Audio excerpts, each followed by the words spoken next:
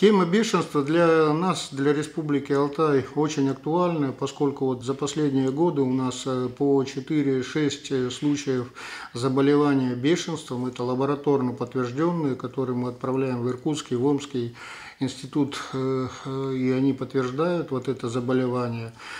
И, к сожалению, как еще на курсах мединститута нас учили, что это заболевание, оно неизлечимо и опасно. И вот столько лет прошло, к сожалению, значит, мы не научились людей, чтобы спасать, если кто-то заболел от бешенства. Оно неминуемо заканчивается гибелью. Нет пока в истории случая, когда бы от бешенства кого-то спасли. Многие наши, значит, муниципалитеты, раньше там 12 раздел был содержание животных, они просто, чтобы облегчить себе жизнь, убрали этот раздел, и как бы никаких правил содержания нет. И когда вот планерки проводим, я говорю, ну давайте тогда вводите, чтобы мы с какими-то палками ходили там или что нам отбиваться. Но когда читаешь, что ребенок шел из школы, и его в каком-то переулке там неизвестная бродячая собака, значит, атаковала, покусала там все, это, я считаю, что это очень и очень неправильно. Много это или мало, это вот получается на сегодняшний день, значит, у нас покусано животными человек 433 человека. Вот за неделю, как я сказал, уже 17 человек. Поэтому нужно, чтобы муниципалитеты вот эти правила обязательно, значит, разрабатывали и их соблюдали.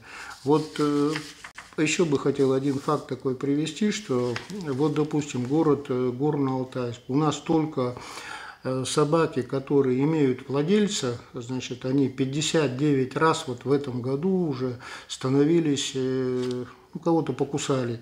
А, к сожалению, значит, вот этих владельцев, которые за своими собаками не посмотрели, значит, их к административной ответственности привлекли только 25 раз. То есть вот 59 раз собака покусала людей, а ответственность наступила только в 25 случаях. Поэтому я вот здесь вот пишу, что плохо. Спикеру парламента, руководителям глав муниципалитетов мы отправляем вот такую сводку о санитарно-эпидемиологической обстановке. И здесь всегда вот находятся строчки это по содержанию собак. Я бы хотел, пользуясь случаем, обратиться к жителям Республики Алтай, что вот эта тема, она вполне решаемая у нас. И я сам, как санитарный врач, был и в Искоуксе, был и в Кашагаче, и мне показывали вот эти места, которые они создали для отловленных собак. То есть все это можно сделать. И у нас здесь в городе это тоже было.